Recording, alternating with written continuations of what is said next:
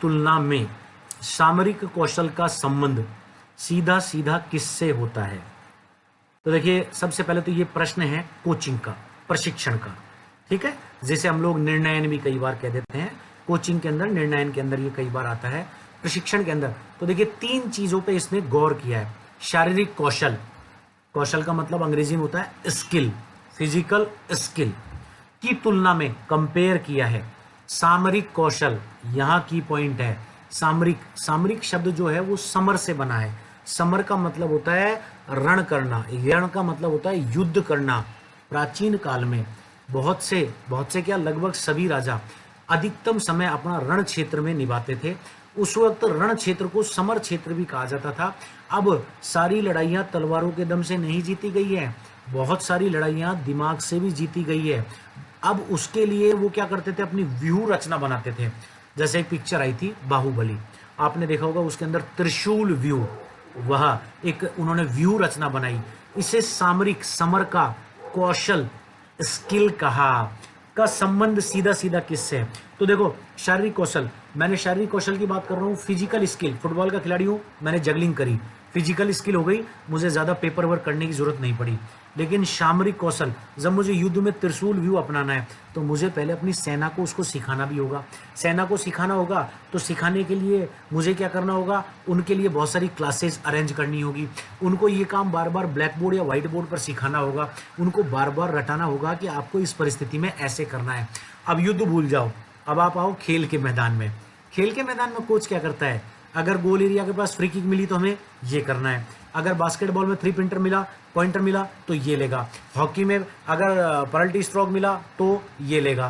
तो ये डिसाइड करते हैं हम लोग। तो इसे सामरिक कौशल कहा गया। खेलों के अंदर किस तरह से हम लोग टैक्टिक्स, अंग्रेजी के अंदर क्या कह दिया, टैक्टिक्स, किस तरह से टैक्टिक्स को डिजाइन करें। 3 शब्द आते हैं, टेक्निक, स्किल और टैक्टिक्स। समझिए इनको। टेक्निक क्या है? Technique, the basic requirement of any game, किसी भी खेल की मूलभूत आवश्यकता। फुटबॉल में किक करना, हॉकी में ड्रिबलिंग करना, बास्केटबॉल में शूटिंग या ड्रिबल करना, वॉलीबॉल में अंडरहैंड या अपर हैंड या स्मैश मारना। ये उस खेल की बेसिक रिक्वायरमेंट है जिन्हें टेक्निक कहा जाता है, जिनके बिना वो खेल अधूरा है। फुटबॉल में आपको पैर से ही किक करना है, हॉकी में स्टिक से ही करना है, वॉलीबॉल में हाथ का ही प्रयोग करना है। बेसिक रिक्वायरमेंट है। Skill, the fine art of any technique, किसी भी टेक्निक को कलात्मक रूप से प्रस्तुत करने की कला स्किल कहलाती है। ड्रिबल तो सब करते हैं फुटबॉल में। मैराडोना में ऐसा क्या था कि उसे जादूगर कहा गया? पेले में ऐसा क्या था कि उसे काला हीरा कह दिया गया? वो उनकी स्किल थी। टेक्निक तो सब करते थे, बॉल लेकर सब भागते थे, लेकिन उन्होंने ऐसा क्या सीखा, तो वो टेक्निक को उन्होंने मास्टरी फेज में ला दिया, ऑटोमाइजेशन के अंदर ला दिया। इसलिए वो टेक्निक ना रहकर उनके लिए उनकी स्किल बन गई। अब आती है टैक्टिक्स। तो टैक्टिक्स, टेक्निक और स्किल को देखिए, the right use of right technique at right time. ठीक है, the right use of right technique at right time, यह स्किल कहलाया। The right use of right technique at right time, technique का सही समय पर सही उपयोग स्किल कहलाया। पेले और मैराडोना ने किया। लेकिन उसके साथ और खिलाड़ी उनको किस तरह से सपोर्ट करेंगे, ये एक फ्रेम बनाया जाता है मैच से पहले, या खिलाड़ियों की आपसी तालमेल से, आपसी संवाद से। इसे टैक्टिक्स कहा जाता है। तो ये टैक्टिक्स कैसे होती है, देखिए ऑप्शंस पे आइए। पेपर वर्क, बिल्कुल सही है। कोच पेपर, या मैं कहूँ आज की डेट में ग्रीन बोर्ड आते हैं, व्हाइट बोर्ड आते हैं, उनके ऊपर टीम को गेम प्लान समझाता है। तो टैक्टिक्स, गेम प्लान पेपर पे समझाई जा सकती है, बिल्कुल सही ऑप्शन है। बार बार अभ्यास, जब आपने एक बार गेम प्लान समझा दिया है तो उस गेम प्लान का आपको बार बार क्या करना है, आपको बार बार उस गेम प्लान को दोहराना है। दोहराओगे तभी तो वो परफेक्शन में आएगा। ये भी उत्तर सही है। ट्रायल और एरर विधि, जब हम बार बार गलतियां करेंगे, बार बार अभ्यास करेंगे तो उसे ट्रायल कहा जाता है, परीक्षण करना। और जब बार बार परीक्षण करेंगे तो हर बार एक गलती को रेक्टिफाई करेंगे, इसे एरर विधि कहा जाता है। तो ट्रायल और एरर विधि ये भी सही है। अब ये प्रश्न कंफ्यूजिंग हो गया, तीनों ऑप्शन एक जैसे हो गए। तो अब इसका सॉल्यूशन क्या है? चौथे ऑप्शन पे आइए, मानसिक अभ्यास। पेपर वर्क किससे करते हैं? मेंटल। बार बार अभ्यास में किसकी आवश्यकता पड़ती है? न्यूरोमस्कुलर कोऑर्डिनेशन, मेंटल फ्रेम की। थकान हो गई फिर मेंटली तैयार हुए। ट्रायल और एरर विधि, बार बार गलती कर कर हमने उसमें सुधार किया, बार बार परीक्षण किया। किससे? हम लोगों ने मेंटली ये इतना उसको अपने अंदर समाविष्ट कर लिया कि गलती की संभावना नहीं रहेगी। तो तीनों चीजों के अंदर हमने किसको समाहित किया? चौथे ऑप्शन को, मानसिक अभ्यास को। तो शारीरिक कौशल की तुलना में सामरिक कौशल का, ये शारीरिक कौशल को नहीं भूल रहा, ये टैक्टिक्स का सीधा रिलेशन किससे है? टैक्टिक्स का सीधा रिलेशन मानसिक अभ्यास से है। तो इसका सीधा उत्तर आता है चौथा, मानसिक अभ्यास। रिसर्च के प्रश्न सदा से ही विद्यार्थियों के लिए बड़ा कंफ्यूजन पैदा करने वाले रहे हैं, क्योंकि ये बड़ा टफ सब्जेक्ट होता है। फिर भी इसको एक बेसिक कंसेप्ट से आप लोग समझ सकते हैं, अदरवाइज इसको हजारों बार पढ़ना पड़ेगा। प्रश्न पढ़िए, कौन सी रिसर्च एक व्यवस्थित ज्ञान विकास को सबसे ज्यादा विकसित करता है? कौन सी रिसर्च? रिसर्च का एक प्रकार कोई सा भी हो सकता है। एक व्यवस्थित ज्ञान विकास को, व्यवस्थित स्ट्रक्चर्ड मतलब हमें पहले से ही तैयार मिल रहा है, तो तैयार मिल रहा है को सबसे ज्यादा विकसित कर सकती है। तो देखिए अब इसमें आइए कि किस चीज के अंदर फोकस कीजिए। सबसे ज्यादा स्ट्रक्चर्ड हम लोगों को नॉलेज मिलती है। स्ट्रक्चर्ड मतलब जमी जमाई क्रिया। ऑप्शन ए क्रिया। क्या काम करने के दौरान कोई भी काम हमारे लिए रटा रटाया होता है? नहीं। रिसर्च ये कहता है कि प्रत्येक बार एक नवीन डाटा का कलेक्शन करो। जब भी कार्य नवीन होता है, जब भी क्रिया नवीन होती है, इसका मतलब उसके अंदर हमको जमी जमाई चीज ना मिलकर नई चीज मिलती है। इसका मतलब ये ऑप्शन नहीं हो सकता। अब आप आइए प्रासंगिक, रिलेवेंस। कौन सा रिसर्च एक व्यवस्थित ज्ञान विकास को, प्रासंगिक, रिलेवेंस। तो देखिए मान लीजिए मेरा रिसर्च का सब्जेक्ट है a comparative study on the football players related to government football academy Jodhpur और लेमैन फुटबॉल प्लेयर। तो ये कह रहा है कि मेरा जो विषय है वो फुटबॉल खेल से रिलेवेंस है। मेरा रिलेवेंस किससे है? फुटबॉल खेल से। मेरा प्रसंग क्या आ गया? फुटबॉल खेल। लेकिन उसमें सब्जेक्ट क्या है? सब्जेक्ट दो हैं। मैंने कौन सा सब्जेक्ट लिया? गवर्नमेंट फुटबॉल एकेडमी जोधपुर के खिलाड़ियों को, फुटबॉल खिलाड़ियों को कंपेयर किया किससे? सामान्य फुटबॉल खिलाड़ियों से। तो जो व्यवस्था एक बढ़िया फुटबॉल खिलाड़ी, जो प्रकर्म, जो फुटबॉल किक्स, जो जगलिंग, जो कीपिंग, ये सारा काम एक एकेडमी का खिलाड़ी कर सकता है व्यवस्थित तरीके से, वह एक साधारण खिलाड़ी तो नहीं कर सकता। उसके लिए तो उसमें कठिनता आएगी, नवीनता आएगी। इसका मतलब दोनों के लिए सिचुएशन स्ट्रक्चर्ड नहीं है, बराबर नहीं है। इसका मतलब ये भी प्रश्न का उत्तर नहीं है। आइए चौथे ऑप्शन पर, प्रयुक्त।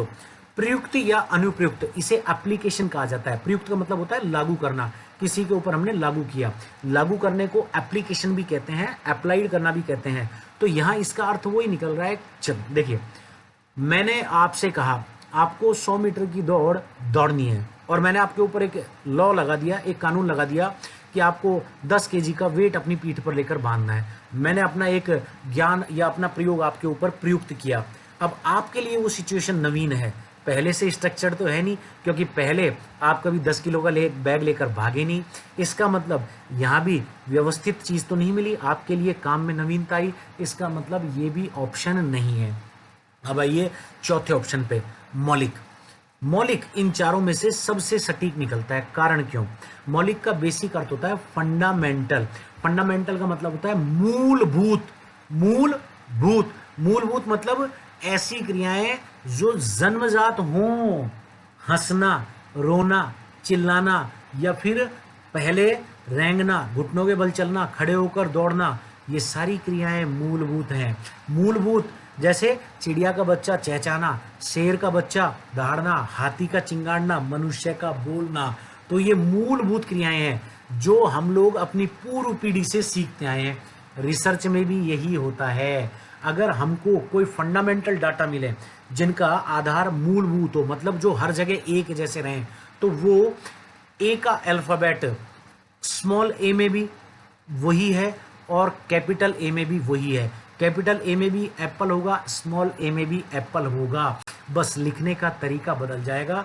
तो इसका मतलब मौलिक क्रियाएं, मूलभूत क्रियाएं, फंडामेंटल क्रियाएं, ये व्यवस्थित होती हैं जो पूर्व ज्ञान से हम लोग ग्रहण करते हैं।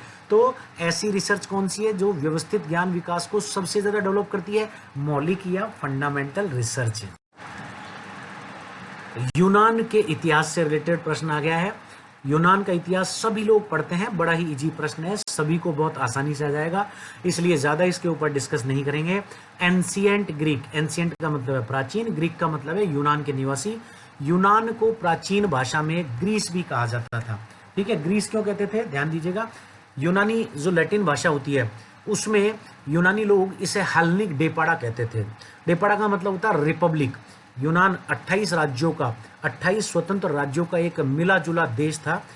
देश तो था लेकिन सभी राज्य अपनी व्यवस्था स्वतंत्र रूप से चलाते थे, स्पार्टा, एथेंस आदि।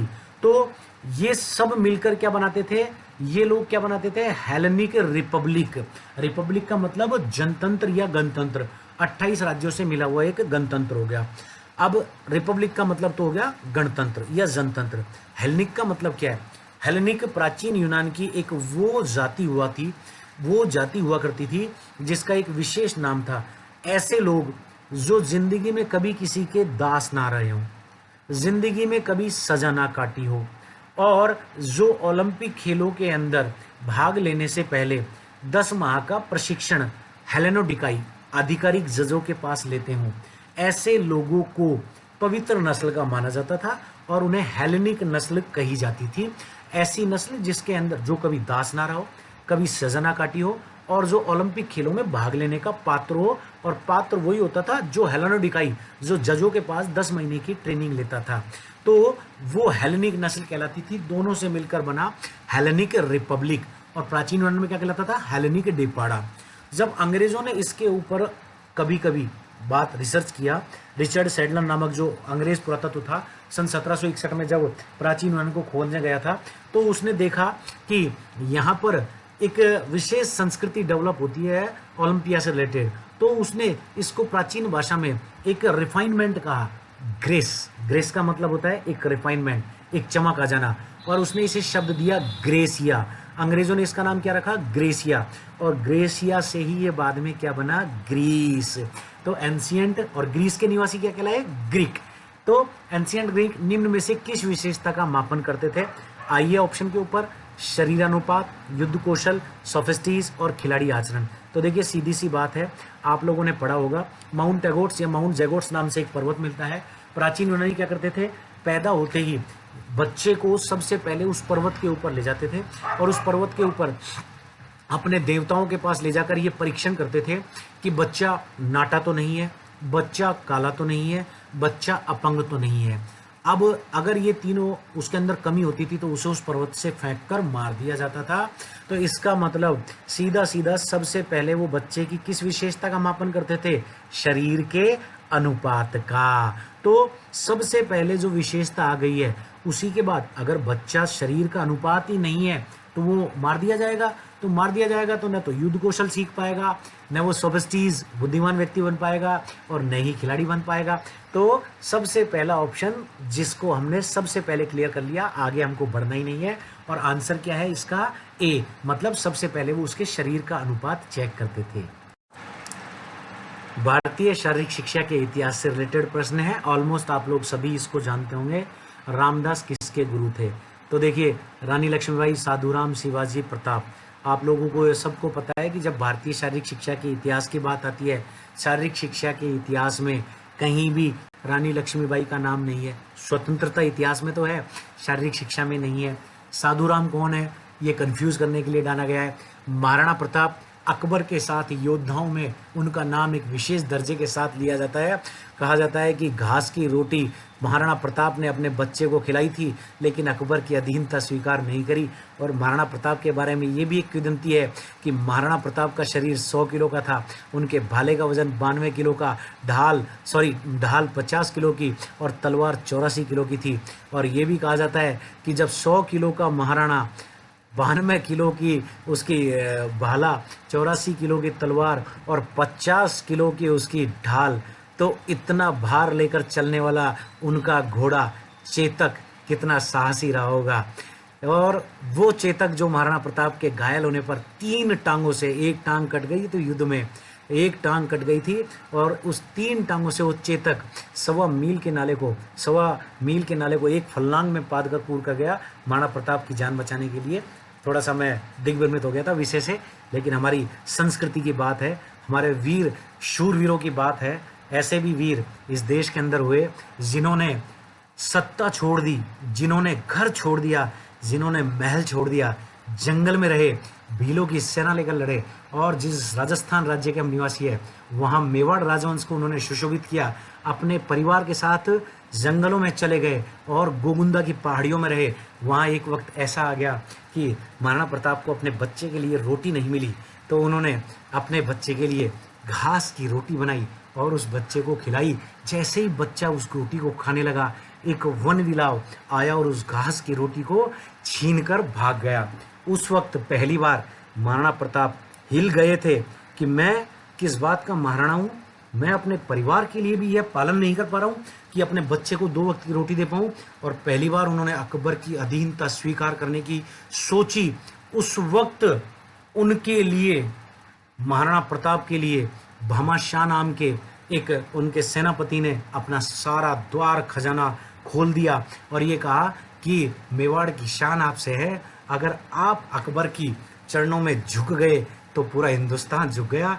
महाराणा आप संघर्ष कीजिए। आज तक विश्व में इतिहास कायम है, महाराणा प्रताप जैसा योद्धा ना तो हुआ है और ना होगा। तो लेकिन उनका तो स्वतंत्रता में भी योगदान नहीं था, उनका तो मुगलों से लड़ने में योगदान था, शारीरिक शिक्षा में महाराणा प्रताप का योगदान नहीं था। माफी चाहता हूँ, मुद्दे से थोड़ा हट गया, लेकिन हमारे वीर सेनानियों की कहानी हमारे बच्चों को, प्रत्येक माता और पिता को सुनानी है और उस उक्ति को चरितार्थ करना है। वीर भोग्या वसुंधरा जननी जन्म भूमिश्च स्वर्गदपि गरीयसी। याद रखिएगा, वीर भोग्य वसुंधरा, इस धरती के ऊपर उसी ने राज किया है जो वीर है, और जननी जन्म भूमिश्च स्वर्गदपि गरीयसी, माँ और माँ से भी बढ़ के जन्म देने वाली धरती, इन दोनों का स्थान स्वर्ग से भी ऊपर है। अगर इनके यहाँ चल पे किसी ने भी पैर रखा, उसे दुश्मन की तरह ट्रीट करना है, और दुश्मन का एक ही उत्तर है, सजाए मौत। याद रखिएगा आप लोग, हमारी भूमि के ऊपर, मातृभूमि के ऊपर, माता के ऊपर, हमारे आंचल के ऊपर कोई भी हाथ ही ना बढ़ा पाए, पहले काट दिया जाए। तो देखिए, 3 लोगों की हमने बात करी, रानी लक्ष्मीबाई और साधुराम और प्रताप। ये तीनों स्वतंत्रता संग्राम, मुगलों के संग्राम से रिलेटेड थे लेकिन शारीरिक शिक्षा में कहीं इनका नाम नहीं मिलता। शारीरिक शिक्षा में नाम मिलता है छत्रपति वीर शिवाजी महाराज का, और छत्रपति वीर शिवाजी महाराज का इसलिए नाम मिलता है कि ये मुगलों के अंतिम जो औरंगजेब शासक थे, इनसे इनका पूरा जीवन लड़ने में निकला था, और इसलिए लड़ने में निकला था कि इनके आध्यात्मिक गुरु, राजनीतिक गुरु थे समर्थ श्री गुरु रामदास महाराज। किसके गुरु थे? शिवाजी के।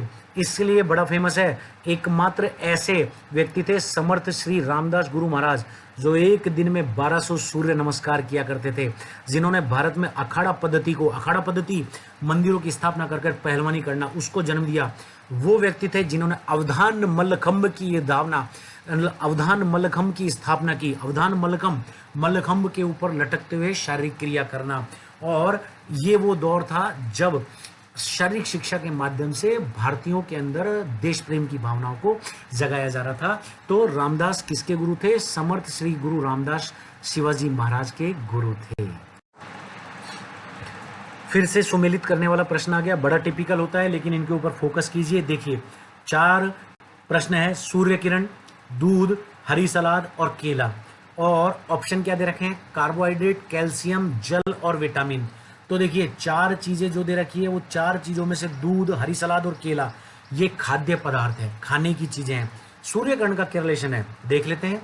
और इधर जो ऑप्शन दे रखे हैं, कार्बोहाइड्रेट, कैल्शियम, जल और विटामिन, चारों बैलेंस डाइट के तत्व हैं, चारों संतुलित आहार के तत्व हैं। इसका मतलब ये चैप्टर किससे, ये प्रश्न किससे रिलेटेड है? ये संतुलित आहार के चैप्टर से रिलेटेड है। तो संतुलित आहार के चैप्टर से रिलेटेड है तो उसी के ऊपर फोकस कीजिए कि किस खाने की चीज से कौन सी एनर्जी मिलती है। अब 3 चीजें तो खाने की हैं, दूध, हरी सलाद, केला, लेकिन एक चीज खाने की नहीं है, सूर्य किरण। तो संतुलित आहार वाले चैप्टर पर वापस जाइए। वापस जाएंगे तो एक ऐसी चीज कि ये 3 चीजें खाने में एनर्जी दे रही है, तो सूर्य किरण भी तो कुछ ना कुछ दे रही होगी। तो याद कीजिए, विटामिन डी का सोर्स क्या होता है? विटामिन डी का सोर्स होता है सूर्य की रोशनी, सनलाइट। इसीलिए पश्चिमी देशों में लोग बीच के ऊपर सूर्य की रोशनी लेने के लिए नेक्ड कंडीशन के अंदर बीच के ऊपर लेटते हैं और सनलाइट लेते हैं, क्योंकि विटामिन डी की प्राप्ति का स्रोत, एकमात्र स्रोत जो है सबसे ज्यादा, वह प्राकृतिक सूर्य के प्रकाश की रोशनी है। इसका मतलब सूर्य किरण किस ऑप्शन से मिला? ऑप्शन मिला 4, विटामिन। कौन सा विटामिन देता है? Vitamin D. हमने यहाँ कंफ्यूज करने के लिए जानबूझकर विटामिन नहीं डाला है। दूध, सभी को पता है कि दूध जो होता है नवजात बच्चे में कैल्शियम का सर्वाधिक स्रोत होता है। बच्चे को कैल्शियम माँ के दूध से सर्वाधिक, बच्चे को कैल्शियम की प्राप्ति माँ के दूध से, उसके बाद बाहरी दूध से, इस तरह से कैल्शियम जो है वो मिलता है। तो सीधा सीधा दूध का रिलेशन किससे हो गया? कैल्शियम से। हरी सलाद और केला, तो देखिए यहाँ थोड़ा सा कंफ्यूजन है। हरी सलाद और केला दोनों खाद्यान्न, कैसा खाद्यान्न? फल और सब्जी के अंदर आता है। लेकिन देखिए हरी सलाद, यहाँ हरी सलाद, सलाद का कोई नाम नहीं दिया, खीरा, ककड़ी, कुछ भी हो सकता है। अब इनके अंदर सोचिए सबसे ज्यादा क्या होता है? ककड़ी को महसूस कीजिए, खीरे को महसूस कीजिए, जैसे ही हम खाते हैं सबसे ज्यादा हमें क्या मिलता है? एग्जैक्टली पानी, वाटर। तो हरी सलाद किसका सोर्स हो गया? जल का। और केला, सभी कोच, सभी फिजिकल टीचर बच्चे से ही कहते हैं सर मैच में जाने से पहले क्या कहे? आधा केला खा ले। क्यों? क्योंकि केला सबसे ज्यादा सुपाच्य, सबसे ज्यादा फाइब्रस, ऐसा चीज जिसके अंदर रेशेदार हो। आम वगैरह शकरकंदी है, लेकिन इन ऑप्शन में सबसे ज्यादा फाइबरस कौन है? केला। तो जो भी फाइबर युक्त पदार्थ होते हैं वो कार्बोहाइड्रेट के रिच सोर्स होते हैं। और कार्बोहाइड्रेट क्या करता है? एकदम से बॉडी के अंदर जाते ही इंस्टेंस एनर्जी देता है, और यही अगर लिक्विड रूप में लिया जाता है तो और ज़्यादा जल्दी एनर्जी देता है, क्योंकि कार्बोहाइड्रेट का पाचन जो है वो बड़ी जल्दी होता है। पाचन के साथ साथ कार्बोहाइड्रेट का ऑक्सीकरण, मतलब ऑक्सीकरण की उपस्थिति में शरीर को ऊर्जा देना, ये और भी जल्दी होता है। तो इस तरह से केला किसका सोर्स हो गया? कार्बोहाइड्रेट का। तो इसका ऑप्शन हुआ से, सूर्यकिरण विटामिन से, दूध कैल्शियम, हरी सलाद जो हो गया वह जल का स्रोत हो गया, और केला जो है कार्बोहाइड्रेट का स्रोत हो गया। इन दोनों को, इन सभी को एक दूसरे से मिला देंगे और उत्तर निकलता है ऑप्शन से। आपको आशा करता हूं कि ये प्रकरण बहुत पसंद आ रहा होगा। आगे भी आप लोगों के लिए सॉलिड सीरीज लाते रहेंगे। पहले आपके लिए पीडीएफ अपलोड करेंगे और उसके बाद उनका वीडियो लेक्चर से सॉल्यूशन कराएंगे। वीडियो लेक्चर अगर आपको पसंद आए कृपया शेयर करें, आपसे प्रार्थना है, ताकि अधिकतम लोगों तक ये पहुंचे। अधिक से अधिक शेयर करें। आपका भरत सिंह गुर्जर, फुटबॉल कोच।